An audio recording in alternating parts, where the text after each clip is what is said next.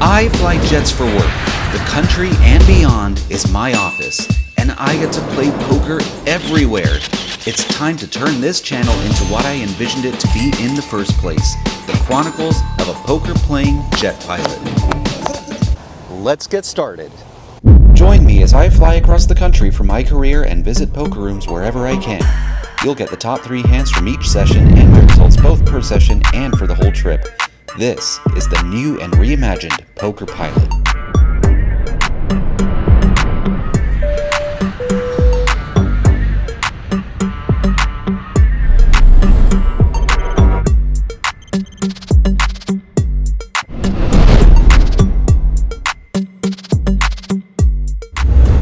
My trip commenced with my company sending me down to Camarillo, California to crew my assigned jet.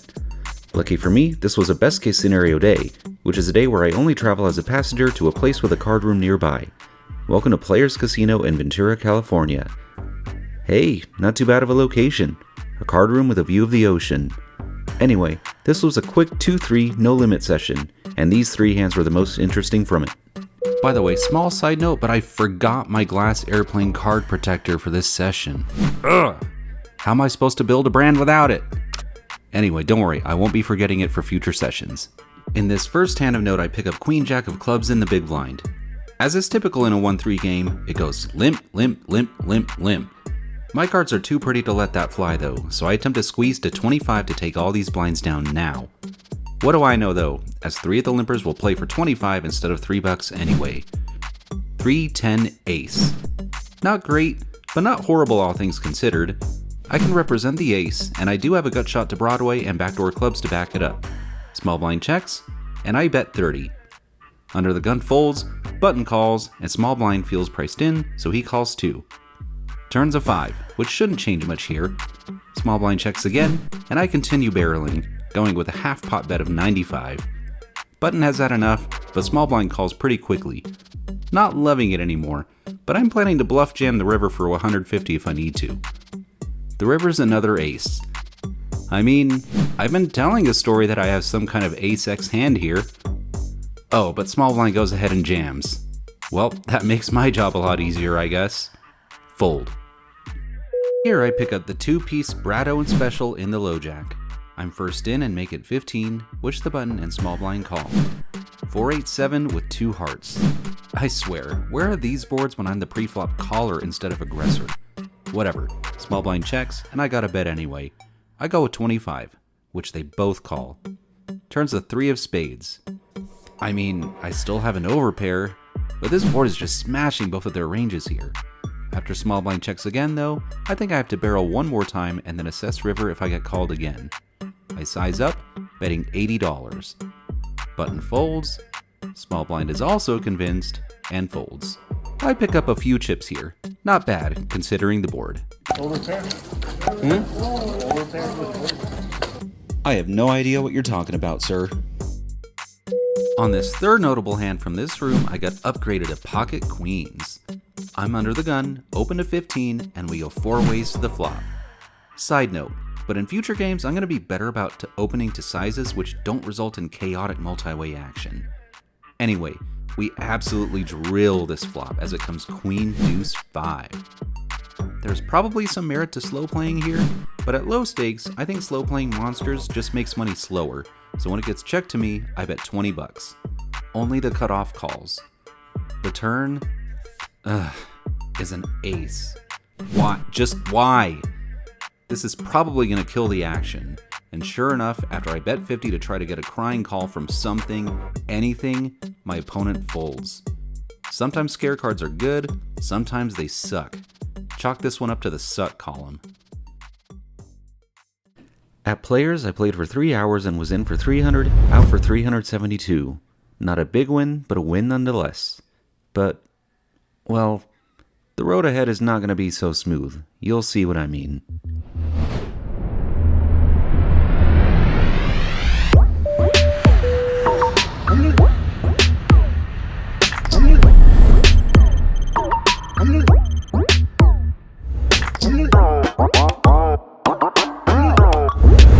I saw both oceans the next day, flying the jet all the way to Miami. I was originally planning to play at the guitar, but given the drive time to get there, I elected on the place practically next door. Welcome to Magic City Casino. Here you can mingle with Miami's Spanish-speaking population at a $2-5 $500 cap game. Let's get to the hands, which, frankly, I'd rather toss in the dustbin of history. I know I said it'd be the top 3 hands from each session, but these first 2 are so similar I will combine them into one. Here I've got aces under the gun. I raise and get no respect when we go 5 ways to 10 Jack King with 2 hearts. Really not great. Lots of 2-pair combinations in there, but I have to bet. I go with 50, which next act calls, then it folds around to that guy in front of me there who just jams, covering my whole stack. I can fold and become stuck for the session, or I can call and lose all the chips in front of me. Both options suck, but this smells like 2-pair. I fold. The guy next to me folds 2 and the hand is over. Sure enough, opponent shows King Jack for flop top 2. So that being said, let's try this again with aces. I'm at least in position this time and open to 25, which gets 2 callers. Queen 8-3. Checks to me, I bet 35, and then I end up getting check raised by the same guy. Seriously? Again? I refuse to believe it this time, so I call the raise. A turn card shows up, and I don't remember what it was, but it wasn't a board pairing card, and this same guy goes ahead and jams yet again, this time for 555 effective. This freaking sucks. I go deep into the tank. I think this guy's capable of playing for stacks with just 1 pair. Yeah, he had 2-pair on the first aces hand, but again? After a good while, I decide to make my stand here. I call. We agree to run it twice, the board doesn't pair on either run out, and we lose this big one to Queen 8. Here I've got 9-8 of clubs in the small blind. Later position opens it up to 35, and I make the call. I know I should generally speaking 3-better fold this hand, maybe next time. We go heads up to Jack 6 deuce with 1 club. Don't feel like bluffing out of position, and there are plenty of cards to come that can improve my hand, so I start off with a check. He checks behind.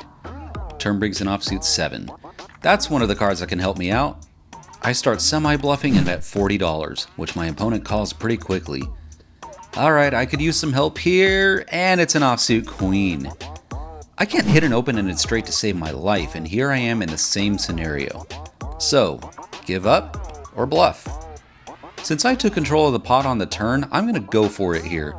Maybe I can get a 1-pair hand to fold. I bet 110, a size which I think will get those types of hands to fold, but doesn't risk too much in case he calls. After about a 35-second tank, he calls. I show the bluff, and he shows me 9-7 offsuit.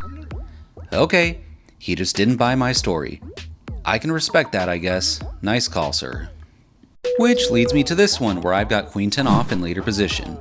I'm the opener to 15, and it's 4 ways to Jack 5-7, all hearts. I figured since I've got the Queen of Hearts, this isn't too bad a spot, so when it checks to me, I start off with a bet of $30, which only the same opponent from the last hand calls. Foreshadowing, I think you know where this is going. Turns an offsuit 6. He checks, I keep the pressure on with a bet of 90, and this guy calls again. Since he didn't do his own betting on the flop, I don't think he has top pair, so maybe with a good amount of pressure on the river, I can get this guy to fold, or I could just hit a heart right now, and I don't. It's another 6. He checks once more. I don't see much 6x in his range since he called flop and didn't lead out on this river, so maybe, just maybe this time, I can get his sticky butt to fold a hand for once. I move all in for $187 total. Just fold, man. I have a jack, you know I do. Your money's no good here.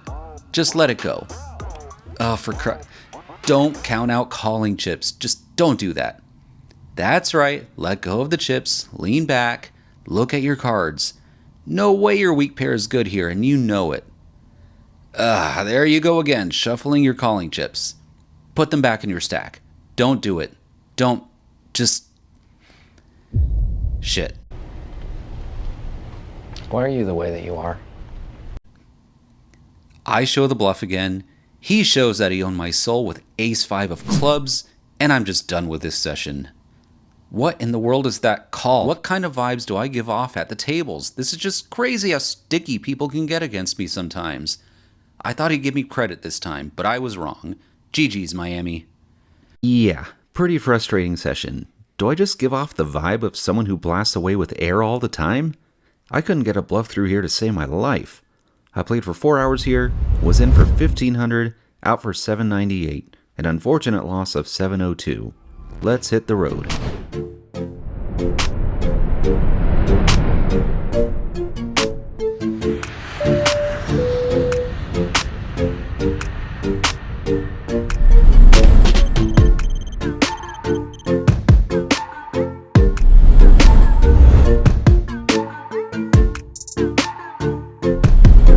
Wouldn't want to be in Arizona in July.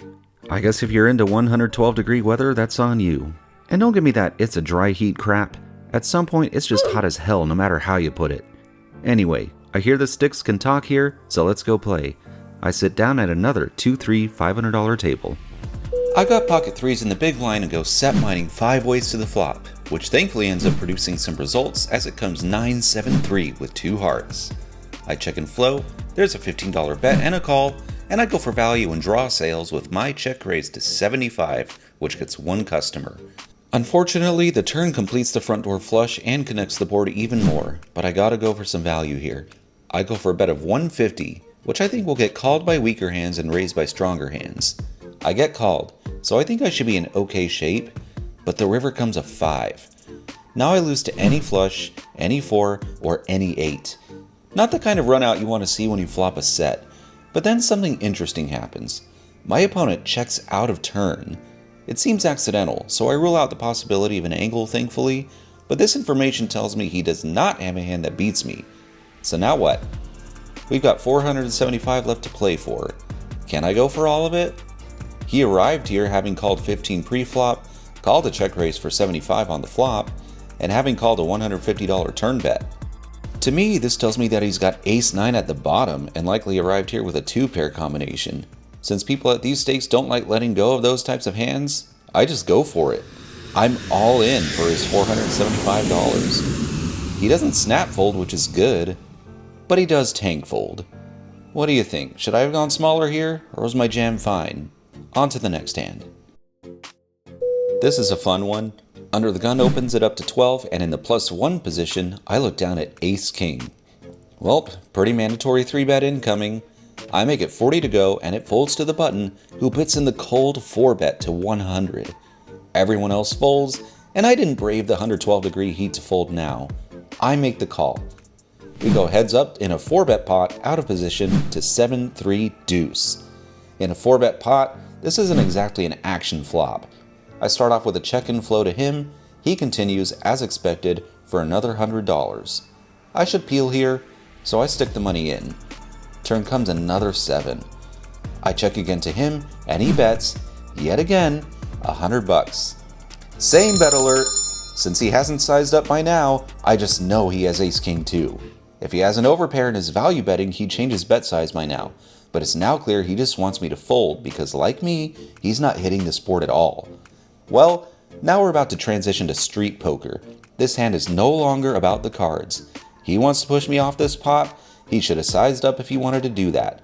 Now it's my turn to push him off of this chop. I go all in for 300 effective. My opponent gets that immediate look on his face that confirms my suspicions. He's also holding ace-king and is now in a bind. Maybe this will work and my name will be met with some respect on these Scottsdale streets. He thinks about a minute, decides on making a move, and makes the call. Dang, well I tried. Board runs out with another deuce. I show my ace-king, and he shows his. I respect the call.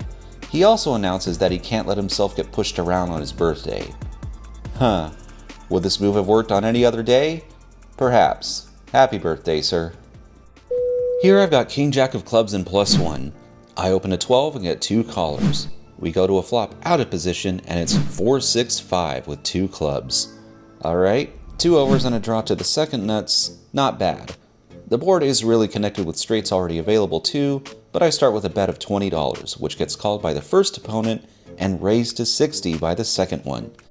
Can't fold this draw yet. I complete the 60, and the monkey in the middle realizes this pot isn't his and folds. The jack of spades is the turn, giving me top pair. I at least have good showdown value now, so I just check and flow to the razor.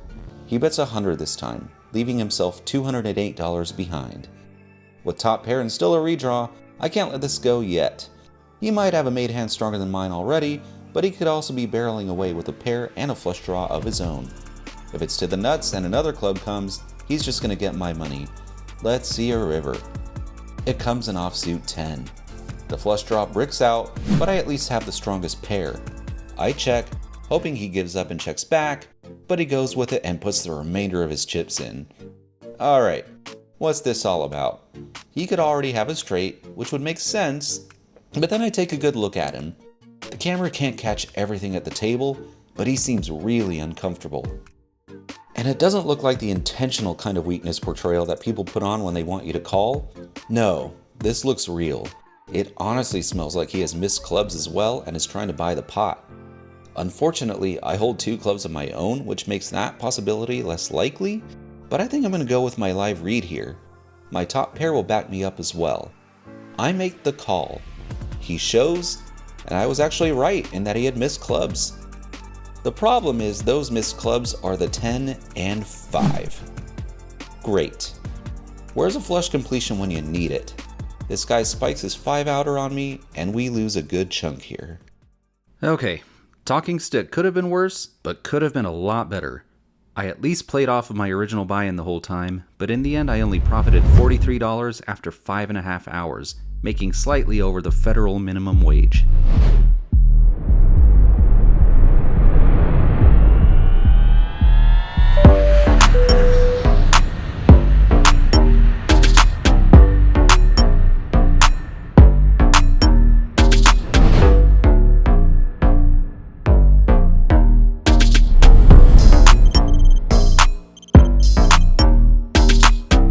Scottsdale, I had a couple of days with no poker.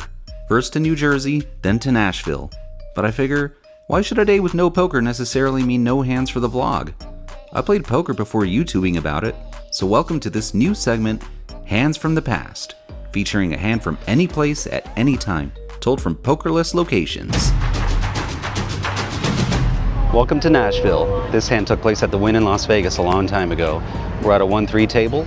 There's 2 limps. Small blind goes ahead and makes it $15. I look down at ace queen of clubs in the big blind.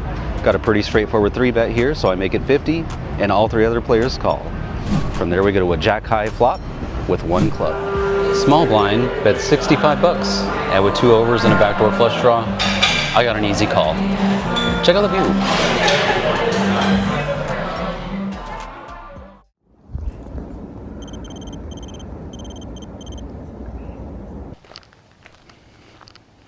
The turn peels out the 5 of clubs, and now I've got to draw to the nuts. Then my opponent bets $95.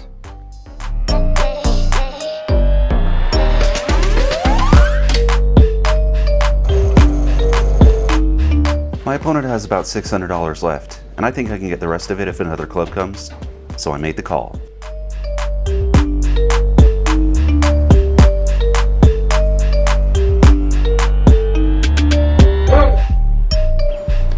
The river, oh the river, is the deuce of clubs. Beautiful. Even better, my opponent bets $250. I have to Hollywood for a few seconds, but then I obviously jam for the rest of it. He tanks for about 90 seconds, but makes the call, and I'm good against the jack high flush.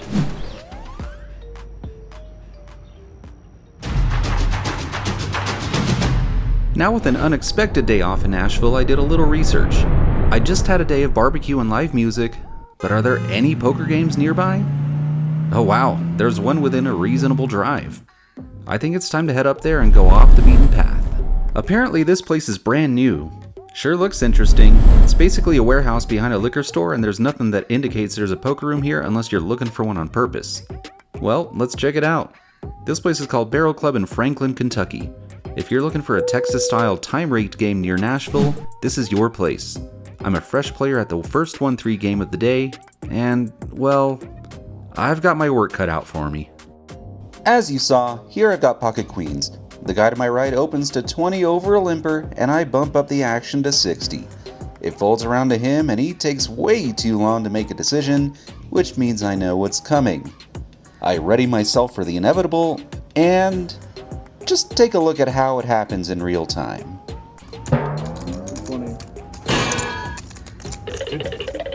Okay, if the ladies won't work, how about the rockets? I raise to 15 as the under the gun player, a word which here means first act pre-flop, and get a later position call as well as the big blind.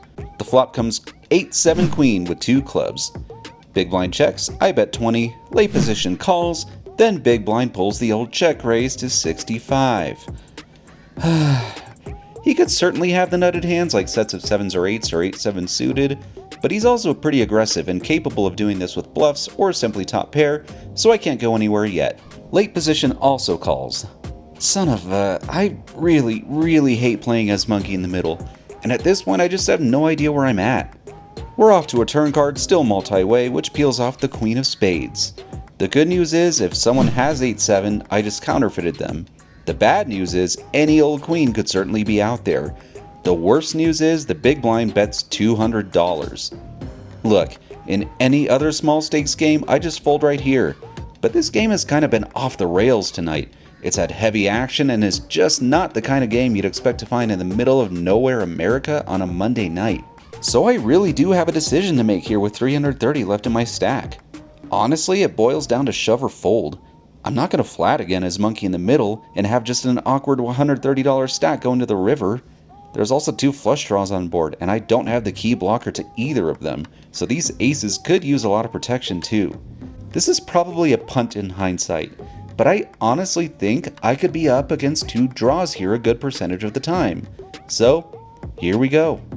Instead of calling 200, I'm all in for 330 effective. Then, late position calls, and the big blind calls. I immediately regret this decision. Just fold, man. After the flop, aces is just the best pair. Now I feel like I'm in last place, and sure enough, after the brick river of the 5 of hearts, I find out that each of my opponents has a queen. The big blind has late position outkicked with a jack. Overfold aces to big aggression post flop. When will I learn? But that pot was small potatoes compared to this. Seriously, you better buckle up. Between that last hand and these jacks, I had actually recovered, so I'm sitting with over $900 in my new stack here in middle position. Under the gun opens to 15, plus 1 the winner of that last hand is in, and I make it 60. It folds to the button, who cold calls my 3-bet. More on that move here in a little bit.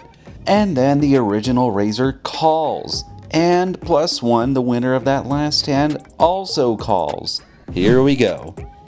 8-6 deuce with 2 spades. Checks to me, I bet 80. Button calls again. Alright, let's talk about the button. He cold called a 3-bet and then on an 8 high board called a c-bet. At this point, I'm ranging him on basically 3 hands. 10s, 9s, and unfortunately, queens.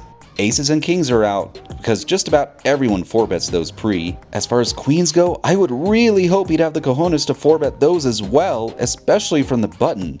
But unfortunately, I have to include them in his range here. Things get more complicated when plus 1 also calls. Okay, he's on a draw, so let's go to a turn. It's another 6. Again, a mixed bag of a card. Random 2-pair hands just got counterfeited, but if either has trips now, it's bad news. Plus 1 checks, and I elect for a little pot control here. I check, and button bets 75. Plus 1 calls that. Oh, seriously, even GTO Wizard can't figure this spot out. This spot is a mess. You know what? I make a stand, and I raise to $300. So much for pot control, huh? Button takes 30 seconds to think, and completes. Oh, and it gets better. Plus 1 is not to be deterred, and stays in the hand. This is so annoying for a spot where I feel I usually have the best hand. Part of me wants an ace to fall on the river so I have an excuse to just bail out. But it comes a teeny tiny offsuit 5. 9-7 gets there, sure, but plus 1 checks. If he had a straight, I'm sure he'd just go for it now. I figure him for either total air or a marginal 2-pair type hand. I hate this, but you know who's going for it? The poker pilot is all in for $464. Here's the thing, while I'm not super excited about this, I think I want to call. Not from +1, but from the button. I want to call from the button because I'm just sure he has pocket 10s or 9s. Yeah, if he flatted queens pre, that's just unfortunate, but that's 12 combos I'm ahead of versus 6 I lose to, so against his range, I want that call. This agonizing huge pot gets extended out an extra minute and a half as the button thinks, but he eventually sticks those chips in. Wow. Alright, +1, what's your move? Folds. Alright, good. Does the button have 10s, 9s, or queens?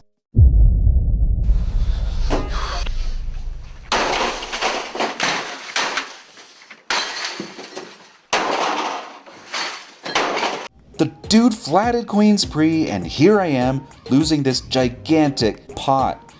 Why couldn't you just have had pocket 10s or 9s, man? Come on! Oh, and you know what? +1 reveals that he had a 6. So he would have actually scooped this pot. So figures, I come in last place and this session just gets absolutely destroyed. Well, there goes 5.5 hours and a chunk of money. In for $2,000, out for way less than that. This trip is not going well. Can I turn it around before I go home? We'll find out in the next video. In the meantime, show one of my older videos some love. Either this one or this one. See you soon.